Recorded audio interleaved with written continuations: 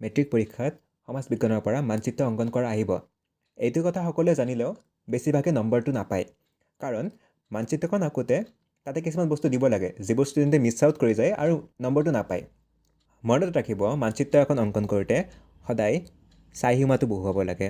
চাৰিসীমা বহুৱাৰ পিছত ডাইৰেকশ্যনটোৰ চিনটো দি দিব লাগে, কোনফালে পূব, পশ্চিম, উত্তৰ, দক্ষিণ দিশ আছে।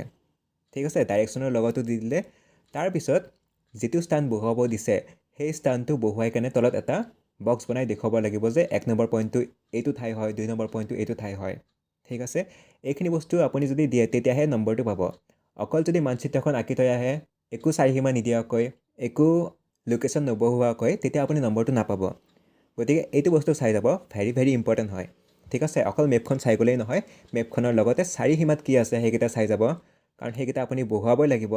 আৰু লোকেশ্যন যিটো বহুৱাব দিয়ে সেইটো বক্সৰ ভিতৰত আপুনি ড্ৰ কৰি দেখুৱাব লাগিব। নেক্সট হৈ যায় ৱৰ্ড লিমিটটো ফ'ল' নকৰা। এতিয়া 1 নম্বৰীয়া প্ৰশ্ন এটা উত্তৰ কৰোঁতে 1 লাইনতে শেষ কৰিব লাগিব বা মেক্সিমাম 2 লাইন। ঠিক তেনেকৈ 2 নম্বৰীয়া প্ৰশ্ন উত্তৰ কৰোঁতে 2 বা 3টা লাইন হ'ব পাৰে। আৰু ঠিক তেনেকৈ চমু টোকা লিখা আহিলে, চমু টোকা 3 বা 4 নম্বৰতে থাকে।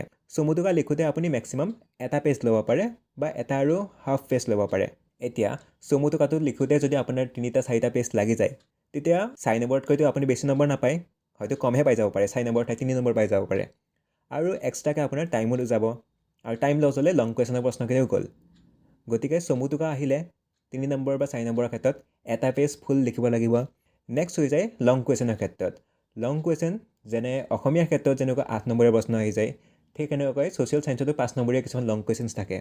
আৰু লং কুৱেশ্যনছত আপুনি মেক্সিমাম 2টা পেজে ল'ব, 2টা পেজতকৈ বেছি নিলিখিব। আৰু তাতকৈ লিখিলে তাৰ কোনো অৰ্থ নাথাকে। যদি কিবা ডায়েগ্ৰাম ইউজ কৰিছে, ডায়েগ্ৰামত হয়তো পেজ এক্সট্ৰা লাগিব পাৰে, কিন্তু ডায়েগ্ৰাম যদি ইউজ কৰা নাই তেতিয়াহ'লে মেক্সিমাম 2টা পেজে ল'ব 5 নম্বৰীয়া প্ৰশ্নৰ কাৰণে। তাতকৈ বেছি লিখি থকাৰ অৰ্থ নাথাকে, কাৰণ সেইবোৰৰ এক্সট্ৰা মাৰ্কছ নাপায়, আপোনাৰ আননেচেচাৰী সময় ৱেষ্ট হৈ যাব। নেক্সট ইম্পৰ্টেণ্ট মিষ্টেক এটা হয় ষ্টুডেণ্টে বাৰে বাৰে কৰে, সেইটো হৈছে কিবা এটা এনচাৰ কৰোঁতে পেৰাগ্ৰাফত লিখি দিয়ে। 1 নম্বৰীয়া 2 নম্বৰীয়া প্ৰশ্নৰ উত্তৰ লিখোঁতে পেৰাগ্ৰাফত লিখিব পাৰি, আৰু সেইবোৰ পেৰাগ্ৰাফতে লিখিব লাগে।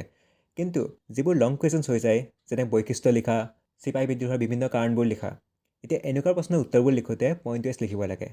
পইণ্ট ৱাইজ লিখিলে কি হয়, টিচাৰে মাৰ্কছ কাটিব নোৱাৰে, মাৰ্কছ কটাৰ চান্সে নাপায়। কাৰণ আপুনি গোটেইকেইটা পইণ্ট যদি শুদ্ধকৈ লিখিছে, গোটেইকেইটা পইণ্টৰ নম্বৰ দিবই লাগিব। হাফকৈ দিলেও দিব লাগিব, 1 নম্বৰকৈ দিলেও দিব লাগিব। আল্টিমেটলি গোটেইকেইটা প্ৰশ্নৰ অৰ্থাৎ গোটেইকেইটা পইণ্টৰ নম্বৰটো পাই যায়, আৰু ফুল মাৰ্কছ পোৱাৰ বহুত হাই চান্সেছ হৈ যায়। সেইকাৰণে পেৰাগ্ৰাফ ফ'ল' নকৰি পইণ্ট ৱাইজ এনচাৰবোৰ লিখিব। আৰু পেৰাগ্ৰাফৰ লগতে একেলগে কৈ দিছোঁ যে এক্সামত প্ৰেজেণ্টেশ্যনটো বহুত ইম্পৰ্টেণ্ট হয়। আপুনি পৰীক্ষাৰ বহীখনত কিমান শুদ্ধকৈ লিখিছে আৰু কিমান ধুনীয়াকৈ সজাই পৰাই লিখিছে, তাৰ কাৰণেও বহুত এটা বেনিফিট হয়। সেইকাৰণে পৰীক্ষাৰ বহী আৰম্ভণিতে মাৰ্জিনটো ড্ৰ কৰি ল'ব, আৰু মাৰ্জিন ড্ৰ কৰাৰ পিছত হেণ্ডৰাইটিঙো মেটাৰ কৰে, হেণ্ডৰাইটিং ভাল হ'লেও ভাল হয়। ঠিক আছে, অৱশ্যে বেয়া যদিতো উপায় নাই, বস্তুবোৰ শুদ্ধ হ'লে শুদ্ধই থাকিব, কোনেও কাটিব নোৱাৰে। বাট যদি মাৰ্জিন টানে আৰু হেণ্ডৰাইটিংটো যদি ভাল কৰে, এটা প্লাছ পইণ্ট এটা হয়। নেক্সট হৈ গৈছে ষ্টুডেণ্টৰ মিষ্টেক্স। পাৰ্থক্য লিখা আহিলে পেৰাগ্ৰাফত নিলিখিব যে এইটো মানে এইটো আনহাতে বুলি লিখি পেৰাগ্ৰাফ চেঞ্জ নকৰিব। যদি পাৰ্থক্য আহে, বক্স বনাব, এফালে প্ৰথম টপিকটো লিখিব, আনফালে দ্বিতীয়টো লিখিব, আৰু তাৰপিছত পাৰ্থক্যটো লিখিব। ঠিক আছে, চ' পাৰ্থক্য লিখোঁতে বক্স বনাব, বক্স বনাইহে এনচাৰটো কৰিব। পেৰাগ্ৰাফত পাৰ্থক্য লিখা কেতিয়াও নকৰিব, নহ'লে নম্বৰ যোৱাৰ বহুত হাই চান্সেছ থাকে। চ' যদি ভাল মাৰ্কছ বিচাৰিছে, বক্সৰ ভিতৰতে লিখিব।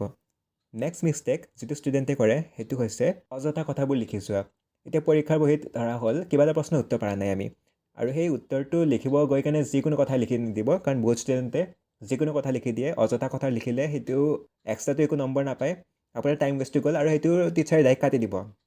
চ' যদি জানে শুদ্ধ ইনফৰ্মেশ্যনখিনিয়ে দিব, কমকৈ জানিলে কমকৈ ইনফৰ্মেশ্যনখিনিয়ে দিব। নজনা কথা, অযথা কথা লিখি নাহিব, আৰু সেইটোৱে মাৰ্কছ খাই দিয়ে। নেক্সট এটা ইম্পৰ্টেণ্ট টিপ সমাজ বিজ্ঞানৰ ইতিহাসৰ পৰা। যদি পথৰ ঘাটৰ ৰণ বা ফুলকৈ ধাৰৰ ওপৰত চমু টোকা লিখা আহে, বা তেনেকুৱা এটা কুৱেশ্যন আহে, যদি ডেট বা কিবা মানুহৰ নামটো মনত নাই, চনটো যদি মনত নাই, কিবা এটা কাৰণত কিমান তাৰিখে হৈছিলে, তাৰিখটো যদি মনত নাই, ফুলকৈ ডেট দি আহি কেনে সেই মিষ্টেকটো নকৰিব। বহুত ষ্টুডেণ্টে কি কৰে, ফুল তাৰিখ এটা দি থৈ আহে আৰু যাই থৈ নম্বৰ এটা এক্সট্ৰাকৈ গুচি যায়। ধৰা হ'ল ফুলকৈ ধাৰৰ ওপৰত এটা চমু টোকা লিখা আহিল, যদি ফুলকৈ ধাৱা কিমান চনত হৈছিল সেইটো যদি মনত নাই, তেতিয়াহ'লে চনটো লিখাৰ প্ৰয়োজনে নাই। যদি মনত আছে, কনফাৰ্ম হয় যে এইটো চনতে হৈছিলে, তেতিয়াহে আপুনি লিখি আহিব। ফুলকৈ ডাটা এণ্ট্ৰি নকৰিব। ফুলকৈ যদি আপুনি ডেট মেনশ্যন কৰি দিলে, বা ফুলকৈ যদি কোনোবা এজন মানুহৰ নাম লিখি দিলে, তেতিয়া নম্বৰ আপোনাৰ কাটি দিব। এতিয়া লাষ্ট মিনিট এক্সাম টিপছ কেইটামান কৈ দিছোঁ। কেতিয়াও এটাও কুৱেশ্যন স্কিপ কৰি নাহিব। পৰীক্ষাৰ পেপাৰখনত হয়তো গোটেইকেইটা প্ৰশ্নৰ ভিতৰত এটা বা দুটা প্ৰশ্ন আপুনি নোৱাৰিব পাৰে, কিন্তু নিলিখাকৈ নাহিব। কাৰণ তাতে যদি আপুনি অলপ জাষ্ট ট্ৰাইও কৰে, জাষ্ট কিবা অলপ লিখিব চেষ্টা কৰে, অলপ কিবা জানিলেও সেইখিনি যদি লিখে তাৰে পৰাও আপুনি 1 বা 2 নম্বৰ এটা পাই যাব। কিন্তু একেবাৰে নিলিখাকৈ খালী বহিখন এৰি থৈ নাহিব। যিটো প্ৰশ্ন নোৱাৰে সেইটোত কিবা অলপ লিখি থৈ আহিব, ঠিক আছে। ছেকেণ্ড টিপ হৈ গৈছে ডায়েগ্ৰাম ব্যৱহাৰ। যদি আপুনি সমাজ বিজ্ঞানতো যদি ডায়েগ্ৰাম ইউজ কৰিছে, বেছি ডায়েগ্ৰাম ইউজ কৰিলে সময়টো গুচি যাব। গতিকে অলপ কমকৈ যদি ডায়েগ্ৰাম ইউজ কৰে, ডায়েগ্ৰামতো বহিখন দেখাত ভাল হয়, প্ৰেজেণ্টেশ্যন ভাল হয়। চ' যদি পাৰে ডায়েগ্ৰামটো ইউজ কৰিব। আৰু লাষ্ট টিপটো হৈছে টাইম মেনেজমেণ্ট। ছ'চিয়েল পেপাৰ অলপ লেন্দি হয়, অসমীয়াৰ পেপাৰৰ নিচিনা লেন্দি হয়, বহুত এক্সপ্লেইন কৰিব লাগে। চ' টাইমটো প্ৰপাৰ মেনেজ কৰাটো বহুত জৰুৰী হয়। গতিকে প্ৰত্যেকটো কুৱেশ্যন সময় শেষ কৰিব, টাইম ছেট কৰিব যে 5 নম্বৰীয়া প্ৰশ্নটো ইমান সময়ৰ ভিতৰত শেষ কৰিব লাগিব, 1 নম্বৰীয়া প্ৰশ্নকেইটা ইমান সময়ৰ ভিতৰত শেষ কৰিব লাগিব, এনেকৈ টাইম মেনেজমেণ্ট কৰি যাব। চ' এইকেইটা আছিলে HSLC 2026ৰ বাবে important exam tips. So' that's it for today.